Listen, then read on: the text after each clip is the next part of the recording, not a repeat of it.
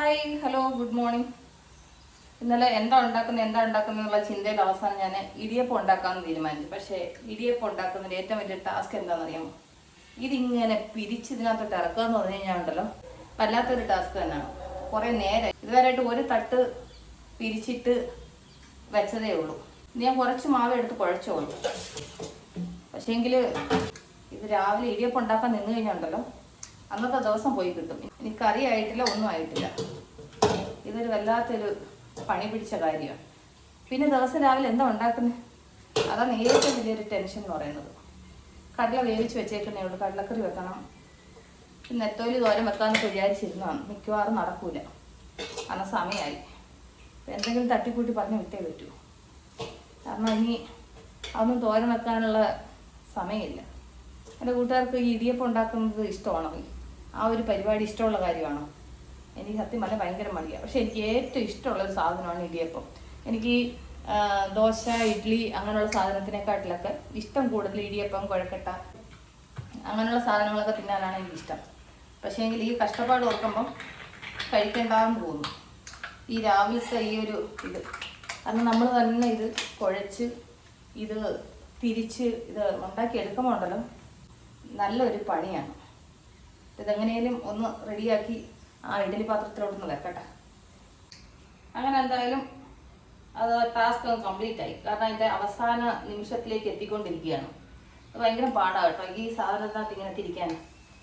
ഇത് ഭയങ്കര പാട്. ഇനി മാവ് കുഴച്ചത് കുറച്ച് കട്ടി ആയോ എന്ന് ഒരു സംശയം ഇല്ലാതില്ല. എന്താണെന്ന് അറിയത്തില്ല, ഇന്ന് നല്ല കഷ്ടം ഇത് ചെയ്തെടുക്കാൻ.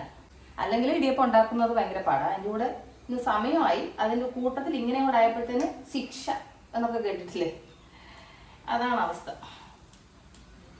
എന്തായാലും കഴിഞ്ഞു. കുറച്ച് മാവേ എടുത്തോളൂ. 2 തട്ടേ ഉണ്ടാക്കിയുള്ളൂ. പക്ഷേ 2 തട്ട ഉണ്ടാക്കി ഇത്രയും സമയം പിടിച്ചു. ഒരു തട്ട ഓൾറെഡി ഞാൻ വേവിക്കാൻ വെച്ചു. അപ്പോൾ അതവിടെ നിന്ന് വേവട്ടെന്ന് വിചാരിച്ചു. അയ്യോ, രാവിലെ ഇത് ഉണ്ടാക്കാൻ നിന്ന് കഴിഞ്ഞാൽ സമയം പോകും. എന്തൊരു ചൂട്! സമയം പോകുന്നത് അറിയത്തില്ല. ഇനിയിപ്പോൾ തുറക്കുമ്പോൾ ഇതിനകത്ത് കുറച്ച് മാവ് കാണും. അതിനെ ഞാൻ എടുത്തിട്ട് കുഴക്കട്ട രൂപത്തിലാക്കി ഒന്ന് അതിൻ്റെ കൂട്ടത്തിലൊന്ന് വെക്കാം. ചെറുതായിരിക്കും, അധികം മാവൊന്നും ഉണ്ടാകത്തില്ല. വെറുതെ വേസ്റ്റ് ചെയ്യണ്ടല്ലോ എന്ന് വിചാരിച്ചിട്ട് അതിനെ എടുത്ത് ചെറിയൊരു ബോളാക്കും. എന്നിട്ട് ഇച്ചിരി തേങ്ങ വെക്കും. പഞ്ചസാര ഒന്നും വെക്കുന്നതൊന്നുമില്ല.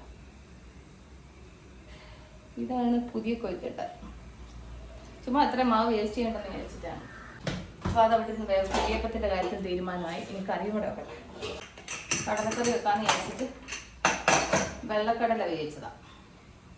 കടല നന്നായിട്ട് വെന്തു. ഇത് ഫുള്ള് എടുക്കുന്നില്ല. കടലക്കറി ഒരുപാട് വെച്ച് കഴിഞ്ഞാൽ ഇവിടെ പോകത്തില്ല. ഒരു നേരം 2 നേരമൊക്കെ കൂട്ടും, പിന്നെ കൂട്ടില്ല. ഇന്നിപ്പോൾ ചോറിനും ഇതൊക്കെ തന്നെ ആക്കാറ്. അച്ഛക്ക് കഴിക്കാൻ കൊടുത്ത് അച്ഛൻ ന്യൂസും കണ്ടുകൊണ്ട് അച്ഛൻ ആഹാരം കഴിക്കുന്നു. പിന്നെ നെത്തോലി തോരൻ വെക്കണം. എനിക്ക് തോരൻ വെപ്പൊന്നും നടന്നില്ല. പിന്നെ പെട്ടെന്ന് ഞാൻ എന്താ ചെയ്തു, 2 നെത്തോലി എടുത്ത് പെട്ടെന്ന് വറുത്തു. അത് കഴിഞ്ഞിട്ട് എളുപ്പം കുറച്ച് ക്യാബേജ് അരിഞ്ഞ് അതും തോരൻ വെച്ചു. കടലക്കറി, ക്യാബേജ് തോരൻ, മീൻ വറുത്തത്, അച്ചാർ പോരെ. നമ്മൾ വേഗം തട്ടിവിട്ടു. അപ്പൂസിന് പിന്നെ കൊണ്ടുപോകണ്ടാത്തതുകൊണ്ട് ഞാൻ രക്ഷപ്പെട്ടു. അപ്പൂസിന് എക്സാം നടക്കുന്നതുകൊണ്ട് അപ്പൂസിന് ലഞ്ച് കൊണ്ടുപോകണ്ട. അതുകൊണ്ട് അതെനിക്കൊരു സമാധാനമാണ്. ഇനി ഇതെല്ലാം ഒന്ന് പാക്ക് ചെയ്ത് വിട്ടാൽ രാവിലത്തെ ടെൻഷൻ കഴിഞ്ഞു. എല്ലാവർക്കും കഴിക്കാൻ കൊടുത്തു. അപ്പൂസിനെയും കഴിക്കാൻ വന്നില്ല. അപ്പൂസ് റെഡി ആയിക്കൊണ്ടിരിക്കുന്നു. എന്നാലും എൻ്റെ പണി ഞാൻ വേഗം തീർത്തു. അപ്പോൾ ഇതൊക്കെയാണ് രാവിലത്തെ വിശേഷങ്ങൾ. അതിൻ്റെ കൂടെ തൈര്, എല്ലാ കാര്യങ്ങളും സെറ്റ്. രാവിലെ ചോറ് വെച്ചു. അത് കഴിഞ്ഞ് കടലക്കറി റെഡിയായി. ഇടിയപ്പം ഉണ്ടാക്കി. അത് കഴിഞ്ഞിട്ട് മുട്ട പുഴുങ്ങാൻ വെച്ചിരുന്നു. പിന്നെ ക്യാബേജ് തോരൻ ഉണ്ടാക്കി. പിന്നെ അതിൻ്റെ ഇടയ്ക്ക് ചായ ഇട്ടു. അത് കഴിഞ്ഞിട്ട് നെത്തോലി വറുത്തു. എന്തൊക്കെയോ പണികൾ പടപടപടയെന്ന് ചെയ്തു. ഇനി ഞാൻ ഒന്ന് റെഡിയായിട്ട് ജിമ്മിന് പോയിട്ട് വരണം. അപ്പോൾ രാവിലത്തെ കലബല വിശേഷങ്ങളിലൊക്കെയാണ്. ഞാൻ എഴുന്നേക്കിച്ച് ലേറ്റും കൂടെ ആയിക്കഴിഞ്ഞാൽ പിന്നെ പറയാൻ വേണ്ട. അതിൻ്റെ കൂട്ടത്തിൽ ഇങ്ങനെ രാവിലെ ഇടിയപ്പം അങ്ങനെയുള്ള സംഭവങ്ങളൊക്കെ ഉണ്ടാക്കും കൂടെ ചെയ്ത് കഴിഞ്ഞാൽ പിന്നെ എൻ്റെ കാര്യത്തിന് തീരുമാനം. അതാണ് അവസ്ഥ.